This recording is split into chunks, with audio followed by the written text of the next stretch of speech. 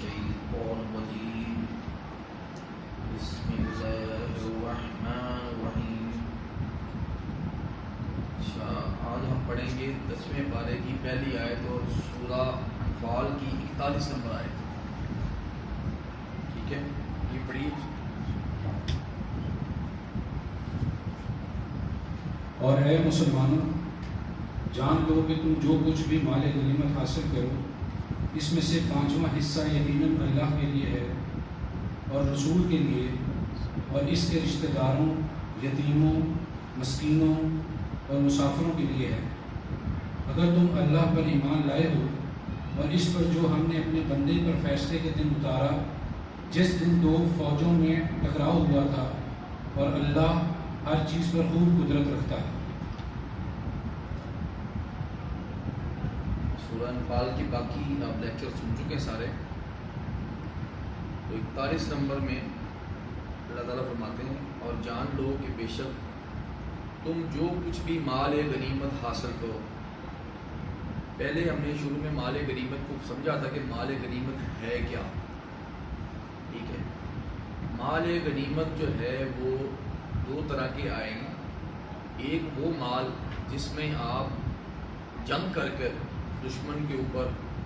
اپنی جانیں بھی دے کر ان کی جانیں بھی لے کر باقاعدہ، اور اس کے بعد دشمن بھاگ جائے اور جو وہ مال چھوڑے اس کو مال غنیمت کہتے ہیں۔ اور دوسرا مال جو آتا ہے اس کی دوسری قسم یہ ہے، وہ مال ہوتا ہے جو بغیر جنگ کیے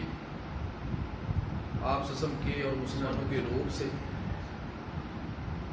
یا وہ آئے اور میدان میں بغیر جنگ کیے بھاگ گئے۔ اسی طرح بھی اس کی وضاحت اور بھی کروں گا، تو وہ مال فے ہوتا ہے، اس کی ہم پڑھیں گے۔ اس کے لیے اگر آپ کے پاس ہے تو آپ سورہ حشر 59 اس کی آیت نمبر 6 سے پڑھیں گے تو آپ کو سمجھ میں آ جائے گا۔ پڑھیے، کون پڑھے گا پہلے؟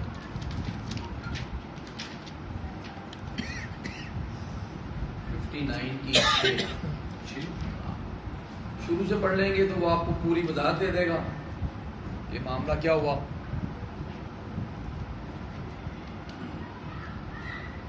پڑھنی ہے سب؟ جی جی۔ اور ان کا جو مال اللہ تعالیٰ نے اپنے رسول کے ہاتھ لگایا، جس پر نہ تو تم نے بلکہ آپ شروع سے پڑھ لیں، 2 سے پڑھ لیں تاکہ وہ سارا سیاق و سباق جو ہے وہ سمجھ میں آ جائے آپ کو۔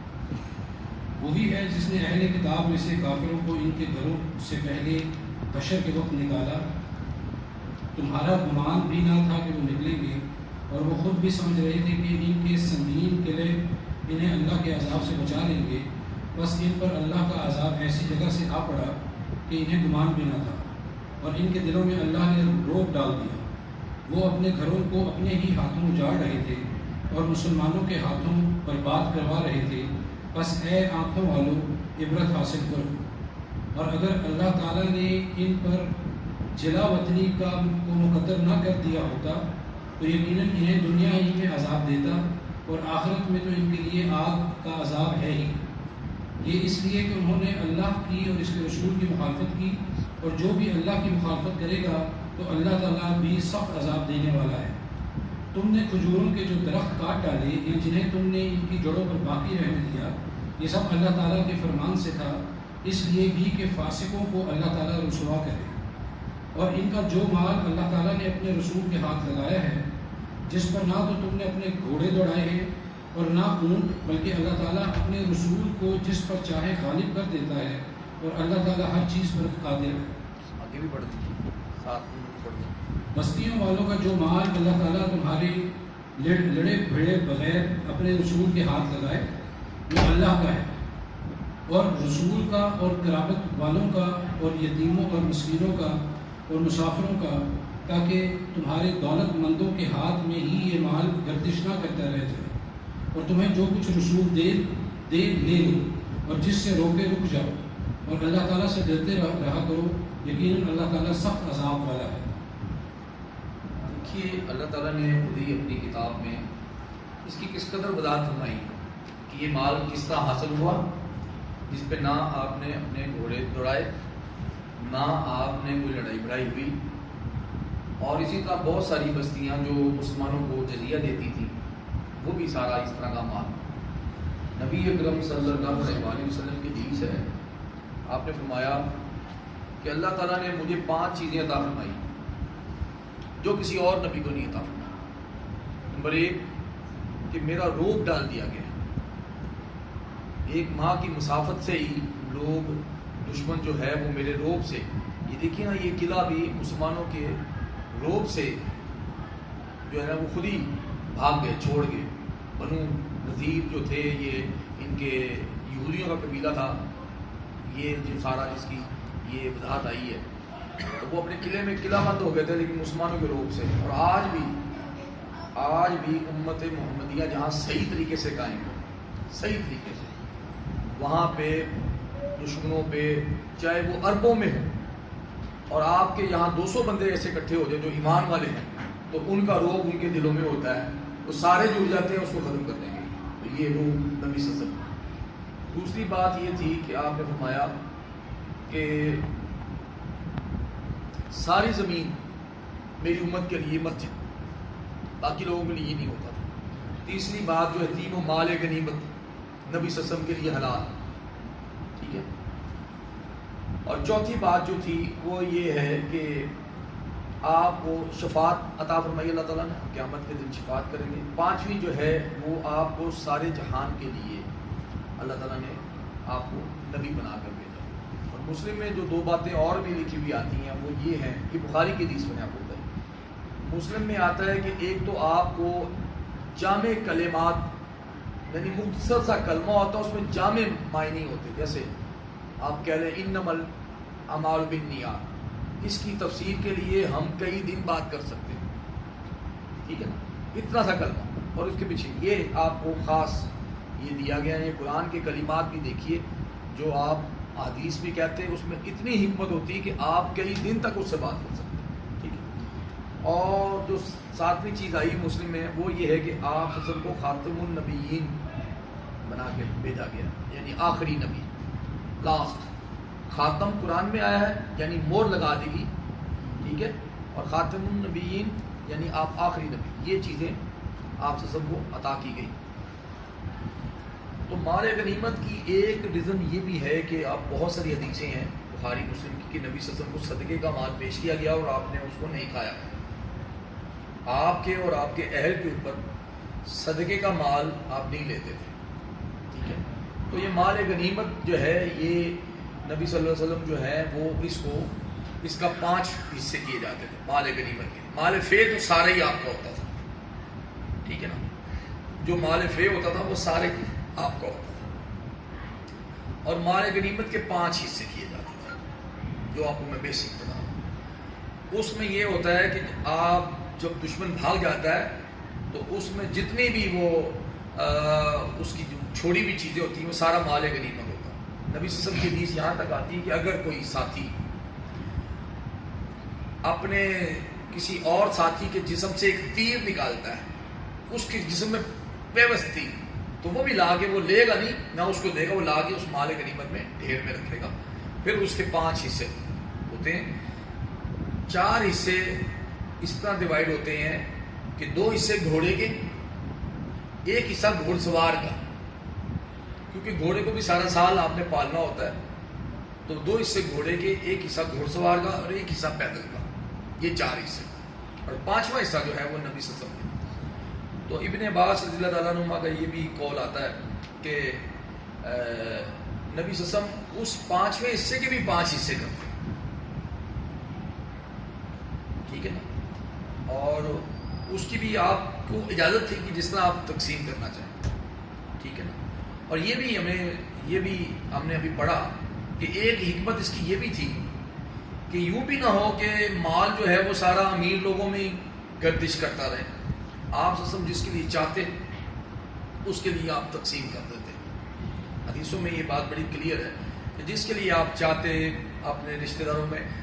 ایک حدیث آتی ہے بخاری میں باب التفسیر میں حضرت عمر بن خطاب رضی اللہ تعالیٰ عنہ سے کہ وہ کہتے ہیں کہ آپ سب جو خمس، یہ پانچواں حصہ، اس کو خمس کہتے ہیں، میں آپ کو آسان کے لیے پانچواں حصہ کہتا ہوں، اس میں اپنی تمام بیویوں اور اپنے تمام اہل کے لیے جو نا وہ 1 سال کا ان کو خرچہ دیتے ہیں، اور بقیہ جو ہے وہ جہاد کے لیے بھی استعمال کرتے ہیں، گھوڑوں کے لیے، اسلحے کے لیے، جنگی سامان لینے کے لیے بھی،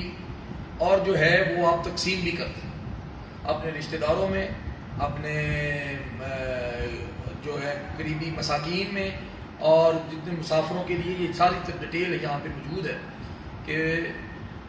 اور بے شک اس کا 5واں حصہ اللہ کے لیے اور رسول صلی اللہ علیہ وسلم کے لیے اور رشتہ داروں کے لیے اور یتیموں اور مسکینوں اور مسافروں کے لیے.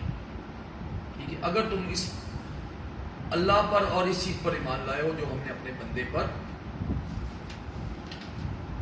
فیصلے کے دن میں نازل کی، یعنی فتح. اور یہ سارے احکامات جو سورہ انفال میں بھی ہم پڑھ رہے ہیں اور سورہ حشر میں بھی ہم پڑھ رہے ہیں، تو یہ ساری ڈیٹیل جتنی بھی ہے، یہ بہت ساری احادیث آپ کو ملے گی.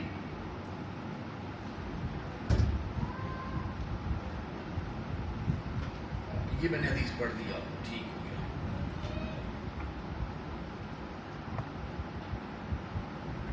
اچھا، 3 حصے میں نے آپ کو بتا دیے. گھوڑ سوار کے لیے ایک پیدل، تو یہ وضاحت ساری اس کی آ گئی. اس کے علاوہ بخاری میں بہت ساری حدیثیں ہیں جو کہ اس طرح ہے کہ آپ صلی اللہ علیہ وسلم نے فرمایا کہ تم جب کوئی گروہ آیا آپ سے پوچھنے کے لیے تو آپ صلی اللہ علیہ وسلم نے یہ فرمایا کہ تم جو ہے وہ یہ کہ نمبر 1 ایمان لاؤ اللہ پر اور اللہ کے رسول پر، نماز قائم کرو، زکوٰۃ دو، ٹھیک ہے نا، روزے رکھو، استطاعت ہو تو حج کرو، اور اگر تمہیں کوئی مال غنیمت حاصل ہو جائے تو اس کا 5واں حصہ تم جو ہے وہ اپنے جو بھی تمہارا مسلمان سلطان ہے اس کے لیے. یعنی آپ کی موجودگی میں اس سے حدیثوں سے یہ بھی پتہ چل گیا کہ آپ صلی اللہ علیہ وسلم جب تک موجود ہیں تو وہ 5واں حصہ آپ کے لیے، اور اس کے بعد جو آپ کے جانشین ہوئے آپ کے بعد جو خلفاء راشدین، وہ 5واں حصہ.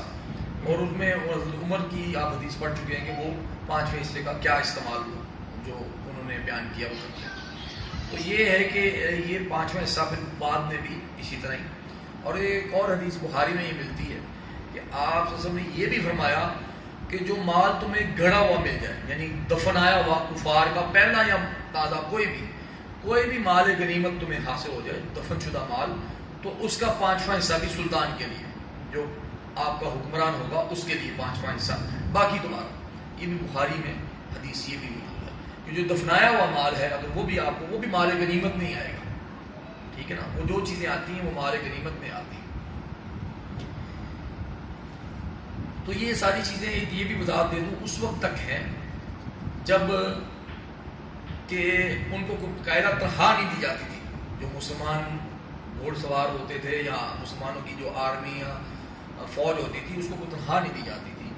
آج کے دور میں تو گورنمنٹ جنگ ہو نہ ہو ان کو تنخواہ دے رہی نا، تو ایسی صورت میں وہ جو ان کا آئے گا اس قسم کا مال غنیمت اگر کبھی کہیں حاصل ہوتا ہے مسلمانوں کو تو وہ پھر بیت المال میں جائے گا جہاں سے ان کو تنخواہ دی جا رہی ہے.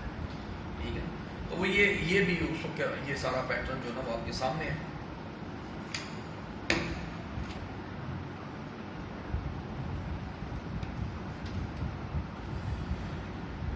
اچھا، یہ 5ویں حصے کے جو نا وہ ایک اور وضاحت میں آپ کو چند احادیث سنا دیتا ہوں. ایک صحابی رضی اللہ تعالیٰ عنہ نے حضور اکرم صلی اللہ علیہ وآلہ وسلم سے وادی القریٰ میں آ کر سوال کیا کہ یا رسول اللہ صلی اللہ علیہ وآلہ وسلم، غنیمت کے بارے میں آپ صلی اللہ علیہ وآلہ وسلم کیا ارشاد فرماتے ہیں؟ آپ صلی اللہ علیہ وآلہ وسلم نے فرمایا اس میں سے 5واں حصہ تو اللہ کا ہے، باقی 4 حصے لشکریوں کے ہیں. اس نے پوچھا تو اس میں سے کسی کو کسی پر زیادہ حق نہیں؟ آپ سے فرمایا ہرگز نہیں، یہاں تک کہ تو اگر اپنے کسی دوست کے جسم سے تیر نکالے تو اس تیر کا بھی تو اس سے زیادہ کا مستحق نہیں. یعنی اس حد تک اس کی مطلب وہ ہے معاملہ. آگے چل کے پتہ چلے گا، میں آپ کو وہ امانت کے بارے میں بھی بتاؤں گا کہ یہ کس حد تک اس کی حدیثیں آتی ہیں. آپ صلی اللہ علیہ وآلہ وسلم نے فرمایا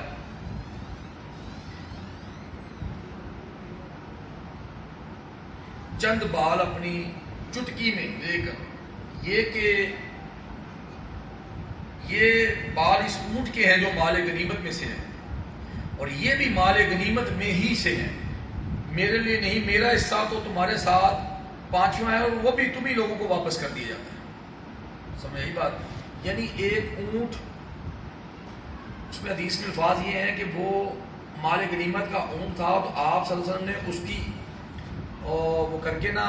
کیا کہتے ہیں وہ جو آگے یار لگاتے ہیں ان سے نام نکل گیا، نہیں نماز کے لیے سترا، اس اونٹ کو ایسے سترا بنایا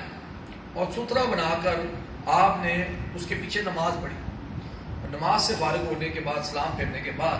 آپ صلی اللہ علیہ وسلم نے اس اونٹ کے نا تھوڑے سے بال جو کرتے ہیں بال ہوتے ہیں وہ ہاتھ میں لیے، کہا یہ اتنے بالوں کی بھی تم یہ نہ سوچنا کہ یہ جو اتنے سے بال ہے ایسی خیر ہے، یہ بھی مال غنیمت میں سے ہیں. وہ سارا مال وہاں پہ اکٹھا کرو اور اکٹھا کرنے کے بعد جو پانچواں حصہ میں لیتا ہوں وہ بھی میں تمہیں لوگوں کو لٹا دیتا ہوں. آپ تم اپنے پاس تو کچھ بھی نہیں رکھتے تھے، مساکین کو، رشتہ داروں کو، غریبوں کو، مسافروں کو، وہ انہی کو واپس چلا جاتا تھا. تو یہ اس حدیث سے میں وضاحت ہوئی.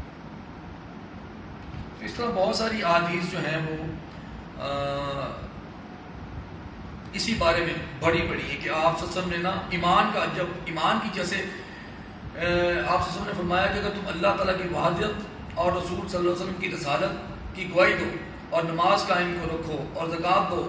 دیا اور غنیمت کے مال میں سے خمس ادا کرتے رہو اور نبی صلی اللہ علیہ وسلم کو اس کا حصہ اور خالص حصے داروں اور خالص حصہ ادا کرتے رہو تو تم اللہ اور اس کے رسول کی امن میں ہو، یعنی کہ پھر تمہارے سے کوئی مخالفت نہیں ہے. اس طرح کی آپ کو صحاح ستہ میں سینکڑوں حدیثیں مل جائیں گی، اور اسی وجہ سے مفسرین نے پانچویں حصے کو ادا کرنا بھی غنیمت کے مال میں اس کو بھی ایمان ہی کا حصہ قرار دیا ہے کہ وہ بھی جس طرح پانچ حصے دوسرے ایمان کی بتائی جاتی ہے، یہ بھی ایک ایمان کی دیوار ہے کہ اگر آپ کو کبھی مال غنیمت ملے تو اس کو بھی آپ نے اس طرح دینا. یہ میرا خیال ہے کافی آپ کو اس کی بات اگر کرتے رہیں گے تو یہ تو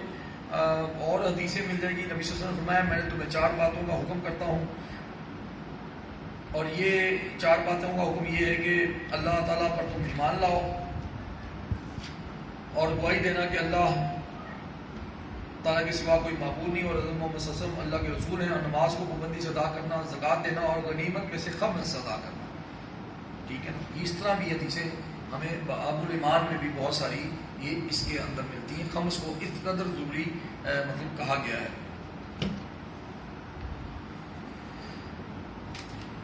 میں نے ویسے مجھے زبانی تو کافی اس میں یاد ہوتی ہیں، لیکن میں پڑھ کے اس لیے دے دیتا ہوں کہ کئی دفعہ لوگ کہتے ہیں جی کدھر سے کہاں سے آپ نے کوئی مطلب ایک ہوتا ہے انداز، اور لیکن آپ کو چونکہ یہ اس کا ریفرنس بھی جتنے چاہیے ہوں گے عثمان بھائی پھر ویڈیو میں ڈال دیں گے، وہ ریفرنس سارے آپ کو مل جائیں گے. اچھا اب آ جائیے جی، بات یہ ہے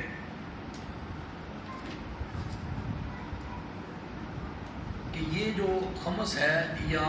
یہ مال فی ہے جو بھی ہے، اس کی کس حد تک جو ہے وہ سختی ہے. کہ ایک حدیث آتی ہے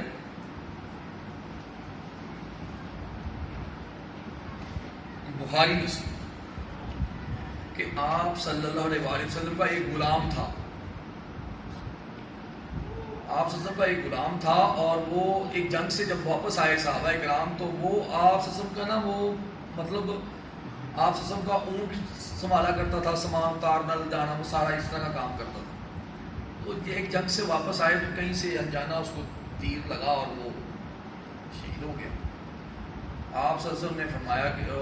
کہ آپ کے صحابہ کہنے لگے کہ شہادت نبی اکرم صلی اللہ علیہ وسلم نے فرمایا کہ تم یہ بات کیسے کہہ سکتے ہو جبکہ میں دیکھ رہا ہوں کہ اس نے ایک چادر مال غنیمت سے لی تھی بغیر پوچھے اور اسی چادر کے شولوں میں ہی ابھی گھرا ہو. بات یہ کہ صحابہ کرام آپ کو پتا ہے اس طرح کے وہ ایک صحابی گئے فٹافٹ دوڑے گھر تو وہ 2 تسمے لے آئے، 2 تسمے لا کے نا تو انہوں نے نبی صلی اللہ علیہ وسلم کو کہا کہ یہ میں لے گیا تھا تو یہ میں واپس لیا. تو آپ صلی اللہ علیہ وسلم یہ تسمے بھی آگ کے تسمے بنتے اگر تم رکھ لیتے. حالانکہ کیا وہ اوقات ہوتی. اس بات کی سمجھ ایک اور حدیث سے آتی ہے جو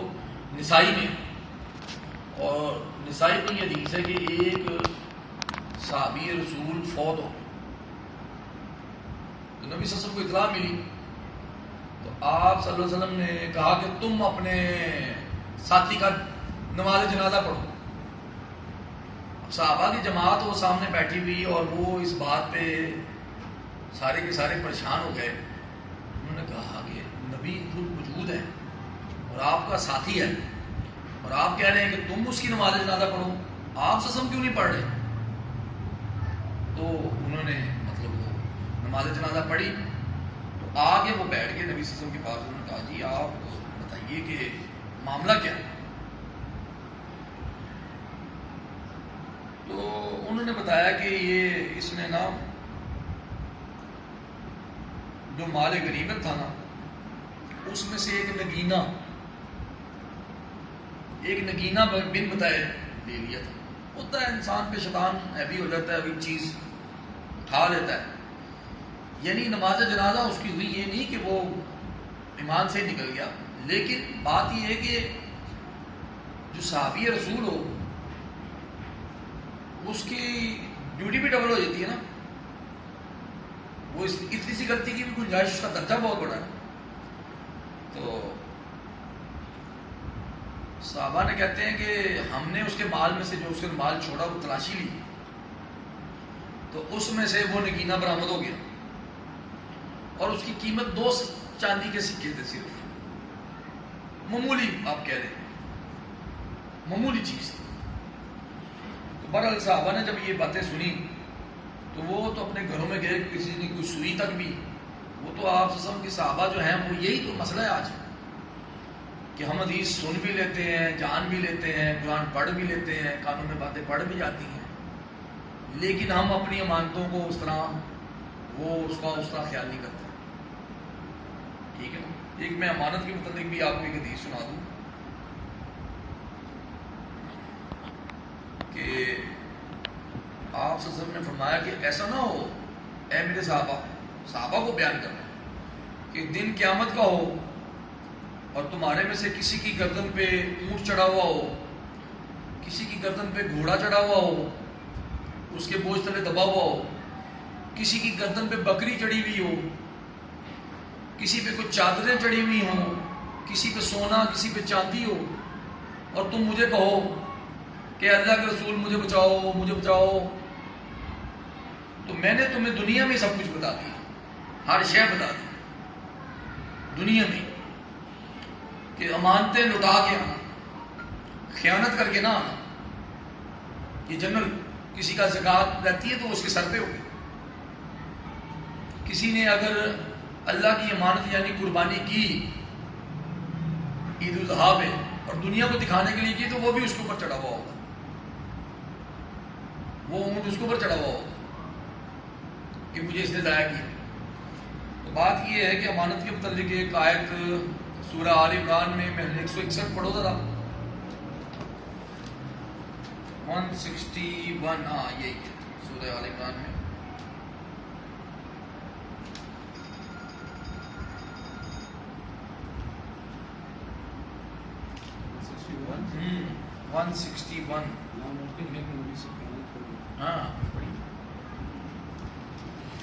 ناممکن ہے کہ نبی سے خیانت ہو جائے، ہر خیانت کرنے والا خیانت کو لیے ہوئے قیامت کے دن حاضر ہوگا، پھر ہر شخص اپنے اعمال کا پورا بدلہ دیا جائے گا اور وہ ظلم نہ کیے جائیں گے۔ یعنی کہ ریفرنس یہ دیا گیا ہے کہ اگر کوئی ہوتا نہیں ہے کہ ایسا ہو، اللہ تعالیٰ صرف سمجھانے کے لیے یہ بات آپ کو قرآن میں پڑھاتے ہیں کہ اگر کوئی نبی بھی خیانت کر کے آئے گا، نبی کو تو بہت بڑی امانت دی گئی نا، قرآن اور حدیث، ٹھیک ہے نا، تو اس کو بھی سمجھنا پڑے گا، یہ آیت اس کانٹیسٹ میں بھی آئے گی کہ ایسے نہیں ہے یہ نبی کی کوئی بات تم سے چھپا لے، یہ تمہیں ہر بات بتاتے ہیں، اگر کوئی بات چھپا لیں گے تو وہ بھی خیانت ہوگی۔ جو لوگ بتاتے ہیں کہ ہمیں آج دین کا پتہ چل گیا، تو وہ بھی ایک خیانت ہے، ٹھیک ہے نا، وہ کہتے ہیں نبی نے خیانت کی، کوئی باتیں چھپا لی جو علیحدہ سے پڑھی جا رہی ہے، ایسا نہیں ہوتا۔ آپ سسم تو ہر بات، ہر غیب کی خبر اور ہر بات ایمان والوں کو بتانے کے حریص ہے، قرآن نے کہا کہ آپ کوئی بات بھی نہیں چھپاتے، اپنے ایمان والوں کو ہر چیز بتائی، تبھی تو گواہی دی کہ آج تمہارا دین مکمل ہو گیا۔ تو اگر نبی بھی خیانت کرے تو وہ اپنی خیانت کے ساتھ آئے گا حشر والے دن۔ تو آپ دیکھیے جو امت ہے اس میں سے اگر ہم کسی قسم کی خیانت کرتے ہیں، چاہے وہ دین میں کرتے ہیں، دین کی باتوں کو چھپا لینا، ایسے عالم دین میں خیانت کر رہے ہیں، اور اللہ کے بتائے ہوئے مال میں سے نہ دینا وہ بھی خیانت ہے۔ اور سورۃ تکاثر بھی آ جائے گی کہ جو مال تم جمع کر رہے ہو وہ تمہیں دبا کے لگایا جائے گا تمہاری نشانیوں پر، تمہاری پیٹھوں پر جو جمع کر رہے ہو، تو ہلاکت ہے ایسے مال جمع کرنا۔ تو یہ لالچ، یہ معاملات، اس کو خالصتاً ہی یہاں پہ ہم نے اس کو بیان کیا کہ ایک تو یہ کہ یہ 5واں حصہ کیا ہوتا ہے، پھر اس کے ساتھ مال فے کا بھی میں نے آپ کو وضاحت دے دی، پھر اس کے بعد اس میں سے غنیمت کے مال جو آج تک آتے رہیں گے، وہ جو مسلمان حکمران ہوں گے ان کا 5واں حصہ وہ مال بیت المال میں جمع ہوگا۔ ٹھیک ہے جی، یہ اس کا لیکچر جو ایک آیت تھی 41، کل انشاءاللہ تعالیٰ کوشش کریں گے کہ 42 کو کریں۔ قرآن کی سمجھ عطا فرمائے، اس کا فہم عطا فرمائے، اور اس قرآن کے ذریعے سے ہم سب کو ایک کر دیں۔ سبحان ربک رب العزت عما یصفون، وسلام علی المرسلین، الحمد للہ۔